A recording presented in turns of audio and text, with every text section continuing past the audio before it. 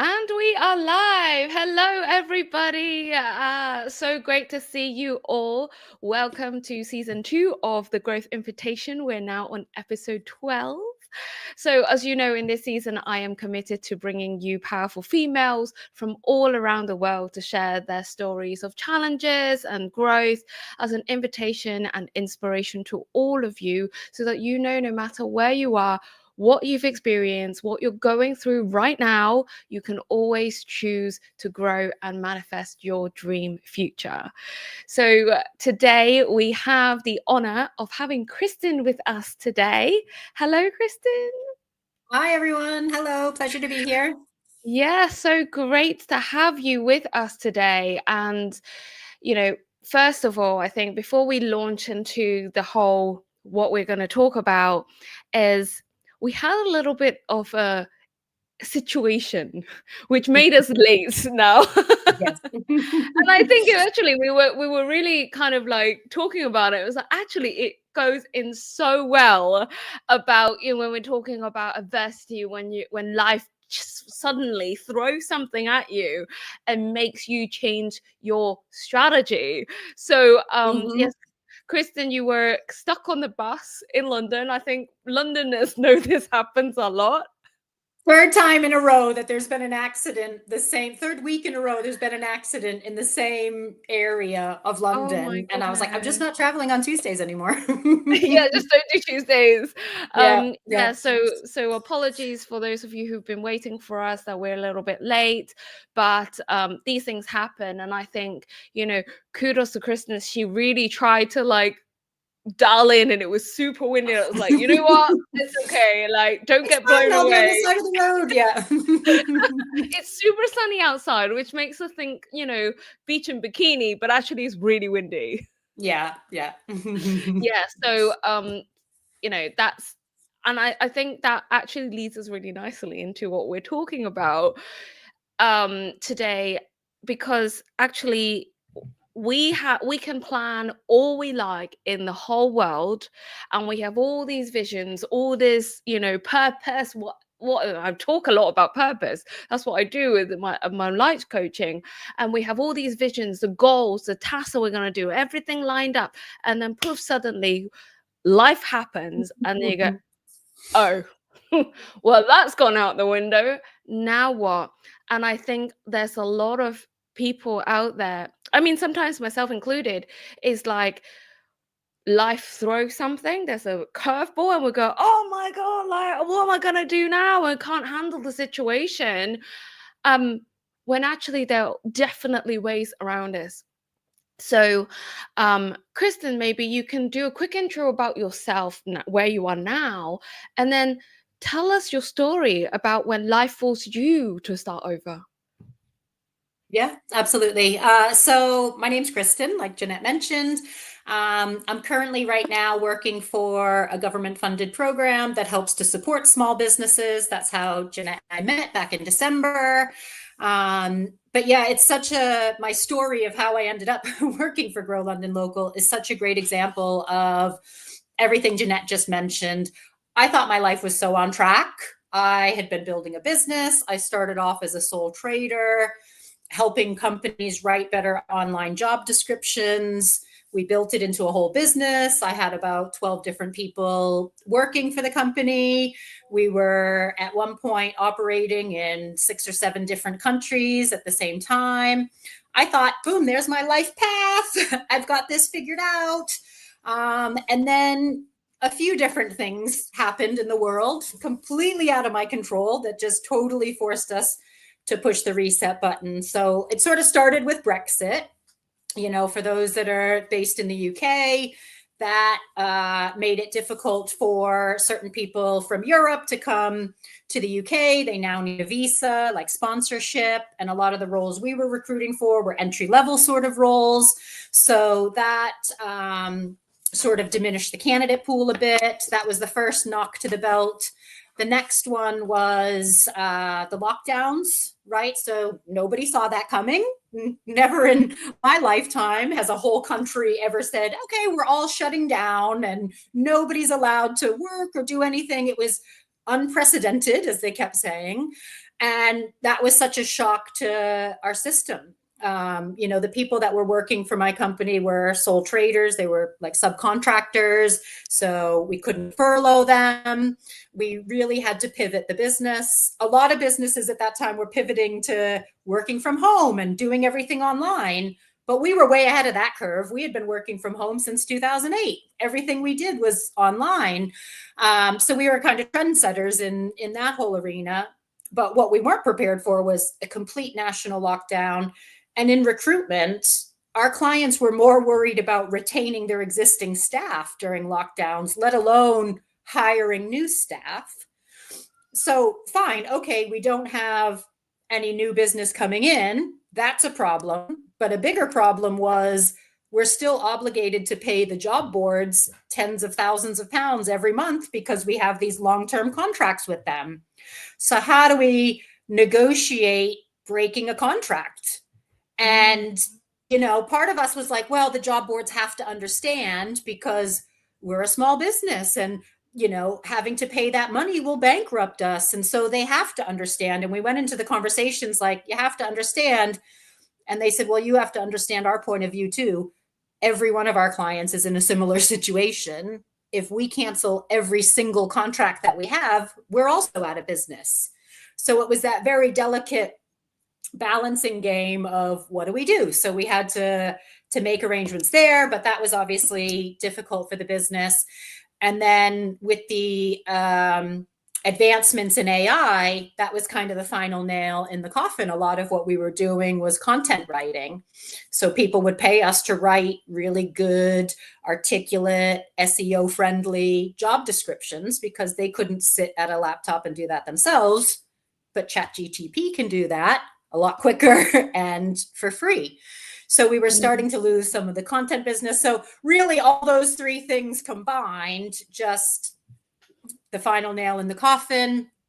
I had to shut down a business that I had been building for 15 years, just before everything finally shut down. The kids and I were on holiday in Tenerife and we were saying, let's go here every Easter. And we were so excited about that. And that was going to be our plan. By the following Easter, I was unemployed. And it was just not what we saw coming at all whatsoever. Yeah. Wow. And that must have been a big hit, especially when you have children and you kind of have to manage their expectations because they don't understand, like, what does that mean for me? For them it's school and then holidays, school holidays. And then I guess that actually, it's those stories that are untold in the situation, when COVID happened and when Brexit happens, there's still like so much knock-on effects that people don't realize in every industry. And that's certainly the first time I've heard about, in the recruitment sector, the difficulties of that. So the fact that you had to stop everything that you've been building for 15 years, like, how did that actually feel for you when you had to make that decision? I mean, I cried, I think, for a whole week straight. It affected me on so many levels that I didn't think were going to happen. I thought it's just a business. Logically, I was thinking it's just a business. It's okay. If you built one business, you can build another. But I went through the stages of grief. There was the denial, there was the anger, there was pleading, bargaining. I went through all those stages and then finally got to the acceptance stage. No, this is the right thing to do. Nobody really forced us to close the company, but we were at that point where our outgoings were more than our incomings.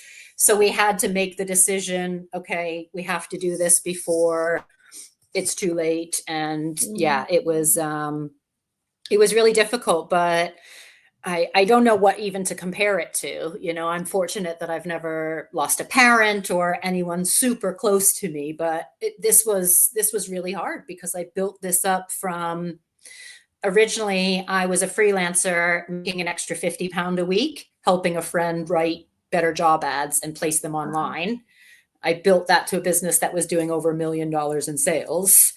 Wow. So then to see that go in the other direction post pandemic it was like my heart breaking over and over and over and over again. And still, like, I think people also don't realize when you close down a business, it's not just like, dear company's house, I would like to close my business. If you have outstanding, like we had a bounce back loan that we weren't able to fully pay off. So we had to hire an insolvency practitioner. And that's such an ongoing process. So every time I saw an email from them, it was like, ugh, another dagger in the heart, ugh, another reminder that this didn't work out. And I think for me, it was compounded because I'm also divorced. So looking at my life, it was like, I'm a 45-year-old divorced woman with a failed business. This is not the life path I thought that I was on. Thankfully, I found this role with Grow London Local where I'm able to support small businesses. I absolutely love that.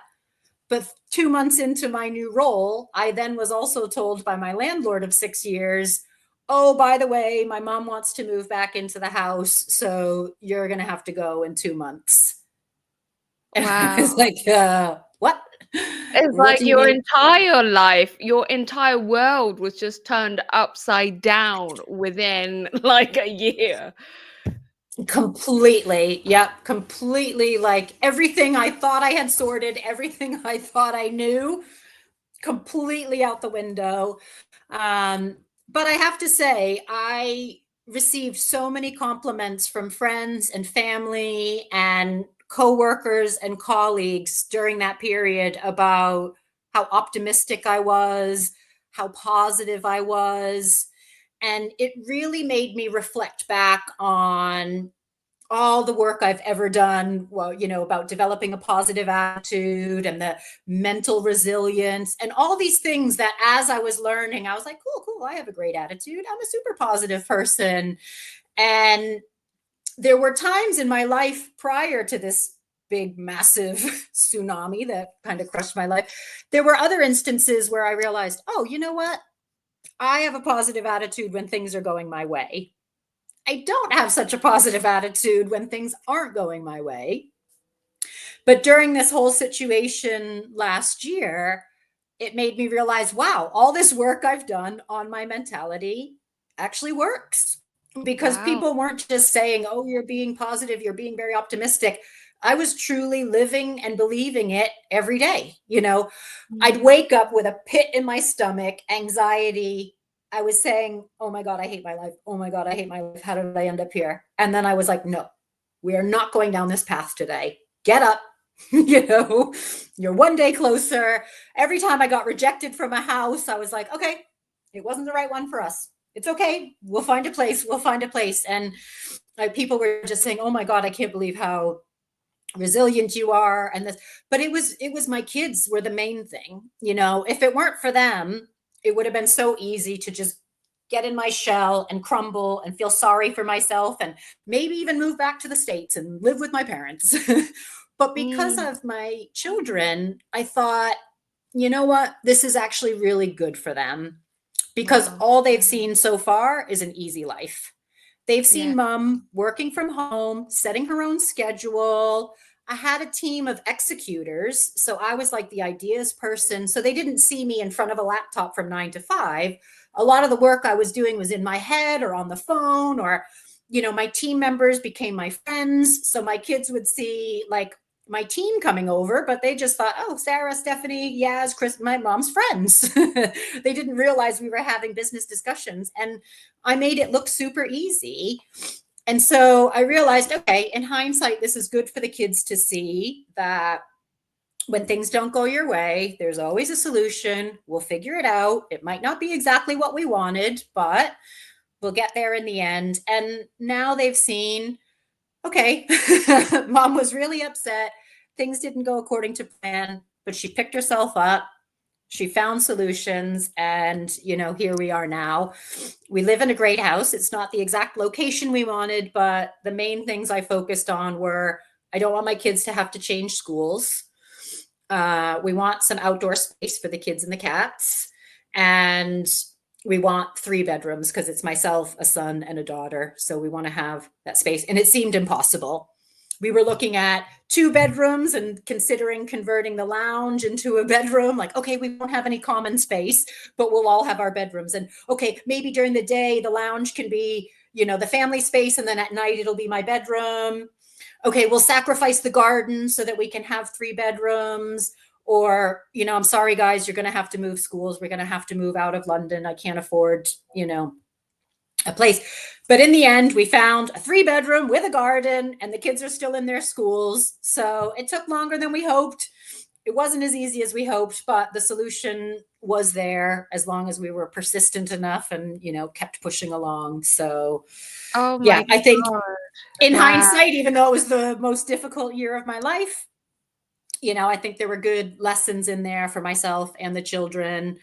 It was a great eye opener for me in terms of, okay, all this stuff that we do to develop our brains. Sometimes at the time, it doesn't seem like it's getting through, or it doesn't seem like it matters, saying affirmations every day and all these things. Sometimes they don't seem like they're having that much of an impact. But when you're actually down in the dumps, you realize, gosh, this would be a lot worse if I had a terrible attitude about it. And I just kept telling people, everything's going to be okay. Everything's going to be okay. So, yeah.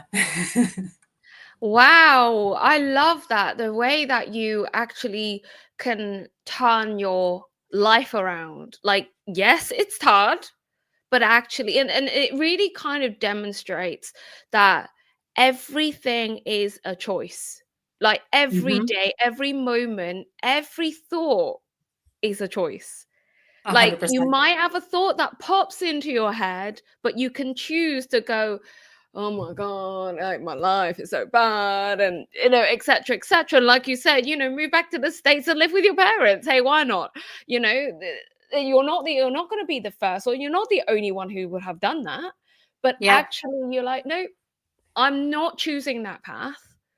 I am not going down that road. I am not going down that spiral. I'm going to choose something different. And what is it going to be? And actually just seeing the balloons behind you is like so super cute that you've really settled into your new space, even though it's not like perfect, but actually it serves the purpose. You're happy, you're able to tailor it, make it your own. And I think that's such a beautiful story that you just told about. I call it a story, but it's your life Yeah. that you have navigated through over the past year. And for you to actually be, and that's why I wanted you to come on as my guest, is that actually, it seems like a year isn't very long, but a lot can change in a year. And it seems Yeah. like, things can be really bad in the moment, but you never know what's going to happen at the next step, at the next moment, in the Yeah. next moment. And I love that you said exactly that about a year, because another thing I did is, so something happened on August 1st, 2023, that we lost a big contract, and that kind of was the last, that the tip of the iceberg or whatever, that we realized we have to close the company. That was August 1st, 2023 that we got that news. The housing situation happened in March, and I was looking. I was supposed to be out by the end of April, or no, by the end of May. I asked my landlord if we could extend it until the end of July because of the kids' school year. He said he can extend it till the end of June. We ended up having to stay a bit extra because we didn't find a place. But throughout July, I kept saying, all right, August 1st is coming, and that will be a year of this rain cloud following me everywhere. I kept saying, as of August 1st, I'm done with your rain cloud universe. Go find someone else to rain on. August 1st is coming, and it's going to be a new year, like looking at August 1st as our new year. And sure enough, the first week of August, I think it was the 3rd of August, I got the call saying, okay, your offer's been accepted on the new house. I won something at work that we call Cheers for Peers. So your peers nominate you every month for this Cheers for Peers. And the director even said, "You said August was going to be a better month for you," when she handed me the prize. And I just knew in that moment, yep, you know what? I said, we're not going to tolerate this for more than 365 days. And literally Wow. things started turning around. And since the beginning of August, things have been going up and up and up. My parents paid for the kids and I to go home for Christmas. It was the first time in a couple of years. We've been back to the States. We had an amazing time there.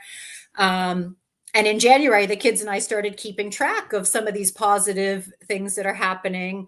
My daughter won $50 on a scratch ticket. So Oh, that's kind of amazing. what tipped this off. I was like, all right, let's start keeping track of all these things. And I think it's so important to, whether it's a spreadsheet or a diary or whatever, to keep track of some of those positive things, because day-to-day life gets in the way, and we sometimes forget these mini miracles that are happening all around us that give us these little, boosts and stuff. So yeah, I love that you said that you use the year, because that was so true in my life. And years seem long on the day to day, when you're going through, especially a rough year, every day seems like a year. But then when you look back, you're like, yeah, that was only a year. So yeah. Yeah. Wow. And I guess Wow. one or two bad years out of 45 is not, not It's a bad pretty life okay. overall. Yeah. Yeah. Wow, what an incredible way to manifest, and congratulations for actually making it Thank not you. beyond. And I think, like, that really goes to show, when you really hold and trust and believe that, okay, I'm done. I'm done with you now. Like, Yep. you're gonna give me something better. Like, that's it.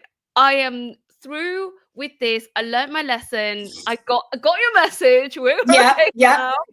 Yep. I'm ready to Lessons move have well and truly been learned. Yeah. on. Yeah, I got it. Okay. Yeah. Yeah. Yeah. And then actually things really genuinely pick up. And I loved how you have, like, this, this way of tracking what literally are miracles, from Yep. having everything just ripped from you to the moment to actually, that's like little tiny bits that the universe is showing you. Yep. Okay, yeah. I know you've got it now. Now you're ready for the next bit. And now you're ready for a new life. Now you're ready. And I think that is so amazing that that actually happened. And for your kids to have learnt a lesson along with you, for them to have been old enough to actually understand Yep. what went on, and go, Yep. oh, okay. And I think there is what is she called? I think she's called Marie Forleo. She said everything is figure outable. Yes. She's got Yep. a book on that, and I really believe in that. And I think you have truly demonstrated through your life this past year to say everything is figure outable, and a real Yep. life demonstration to your children is incredible for them to grow up with that. Yeah, and I remember speaking with someone as well, a coach that I was speaking with, from like a program I had done, and I was just saying, it's impossible. No one's going to rent to me as a single parent. I'm not earning enough. I don't meet the qualifications. I'm getting rejected before I can even view a place. Like, it felt literally impossible. And I was saying that to him, and he kept saying, nothing's impossible. Let's think at the, and I was actually really annoyed with him. I was like, oh, you're not listening. This is impossible. But literally the next day I texted him and I was like, oh, you're never going to believe what happened. Because after that call, I said to the universe, please, please, please, like, I'm a good person. I believe in karma and I'm a good person. So I deserve good things. And I said, please, please, please, just give me a solution. And later that day or the next morning, I got a text from a good friend of mine saying, if you need me to go on the lease with you, I will. So Oh, a friend of mine co-signed on the lease so that we could meet the threshold of income. Because what sucks is, even though my kid's dad still pays us a good amount of money every month, which means we can afford rent, none of the estate agents factor that in. They oh, say, oh, that can stop at any time. as if a salary or other things can't stop at any time, you know? And I was like, Mm. but that's a significant chunk of how we're able to afford this. And they were basically like, well, the credit check process is pretty black and white. And so the friend, knowing that I could afford rent, said, well, I'll co-sign on the lease with you, which was such a major relief because the first time I applied with her, boom, suddenly we got accepted. But Wow. exactly, it seemed like this impossible hill to climb. But my faith and my belief, I'm also really, really big on vision boards.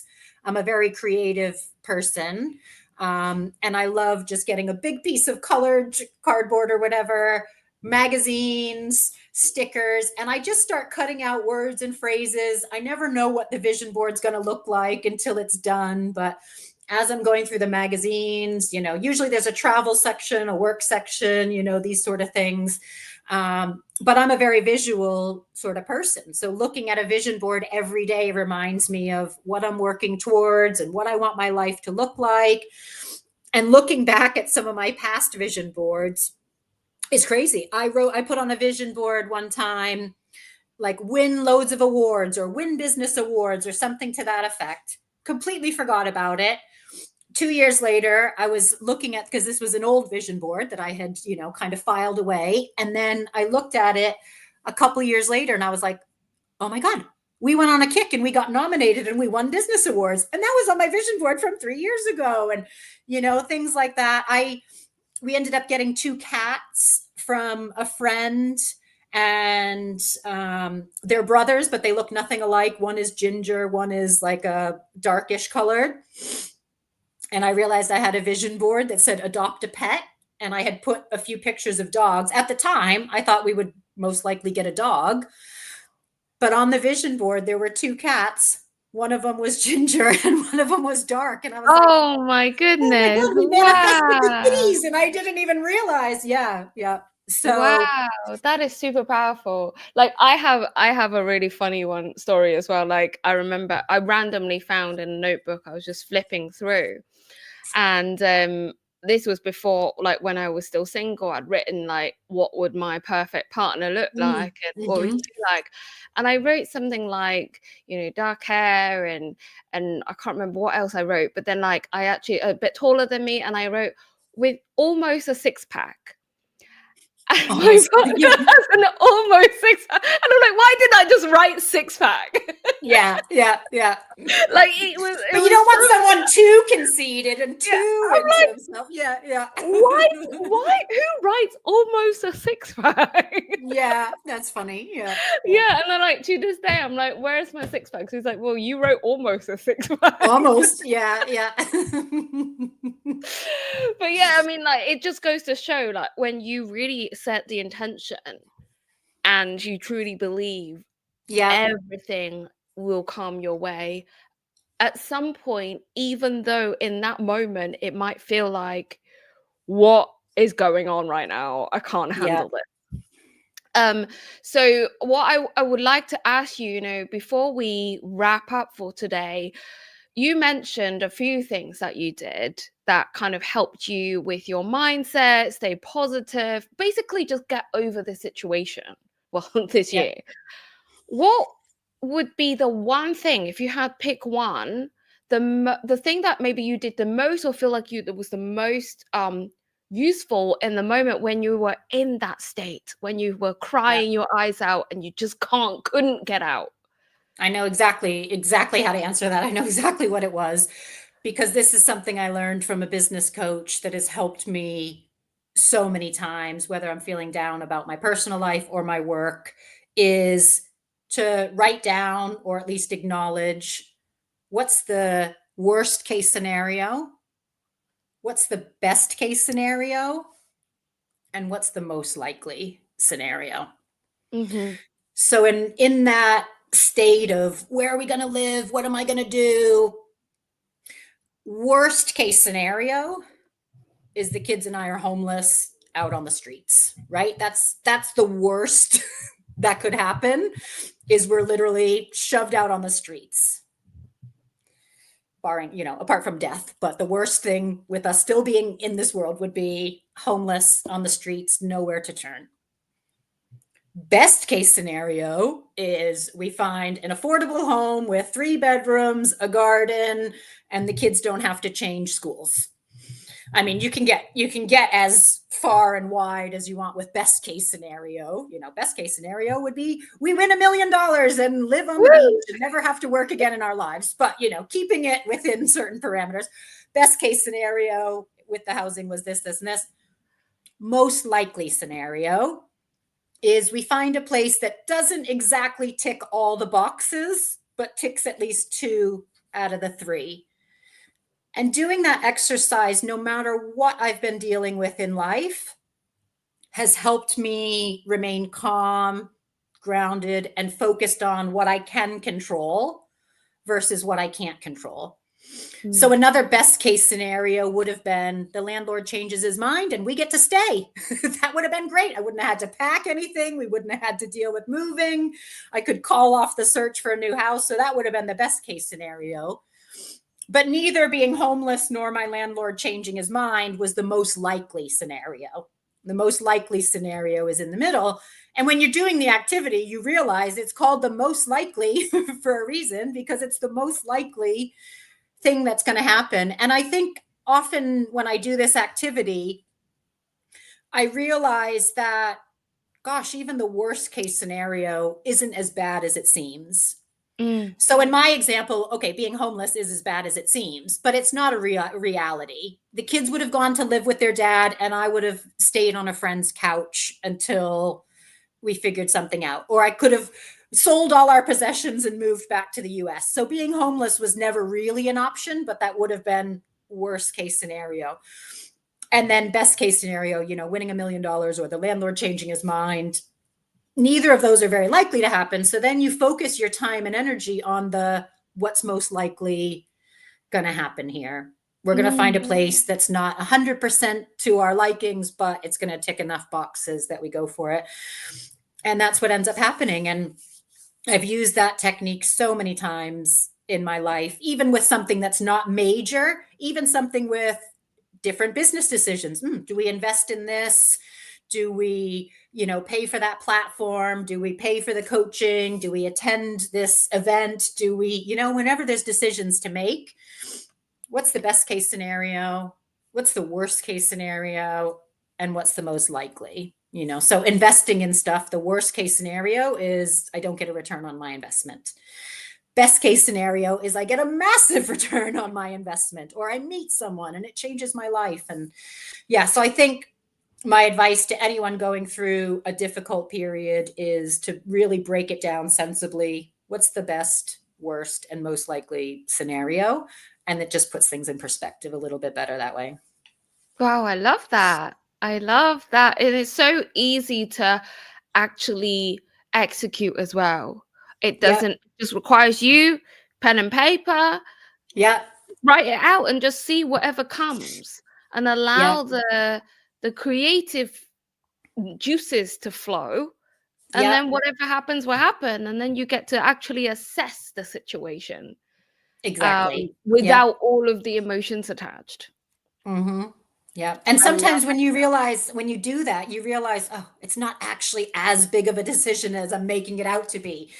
Sometimes we get in that analysis paralysis where we're overthinking and we're like, oh, do I, don't I, do I, don't I? And we're acting like it's a major decision. But then when you break it down, you're like, okay, so maybe I'll lose 50 pounds. Is that really the end of the world? Or whatever it may be. When you put it into perspective, it really helps you look at things from a different point of view. I love that. Thank you so much Yeah, for thank you. sharing. Of course, yeah.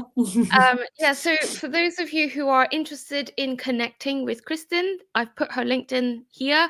I'm gonna put it on in the comments as well, because actually, as you can hear, she's an incredible woman, and she's off to doing lots and lots of different things. So follow her and connect with her, and you never know where this path is gonna lead. Yep. So, thank you so much, Kristen, for giving up your time today to actually share your story so vulnerably, so amazingly, because it's actually still relatively fresh for you as well. So, really Yep. appreciate you coming on and just being so honest about it, just so that people who are going through a similar situation, because I know you're not the only one, Yeah. can actually go, oh wait, someone else has done it, now I know I can handle this. Yeah. As well. And and I would love to hear from the audience as well, whether you're watching live or the replay. What are your thoughts on Kristen's story? Have you had any similar experiences?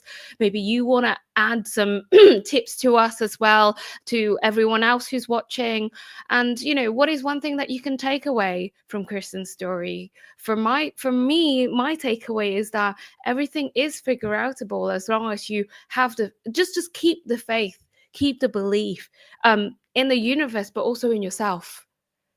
Then everything will come to the place where you want it to go. Yeah, absolutely. Yeah. And with that note, thank you so much once again. I had an incredible time. I hope you enjoyed yourself too. And Absolutely. Yeah. for those of you who are watching, thank you for watching. And we will see you again with the new episode in 2 weeks' time. Thank you, everyone. Bye, everyone. Bye.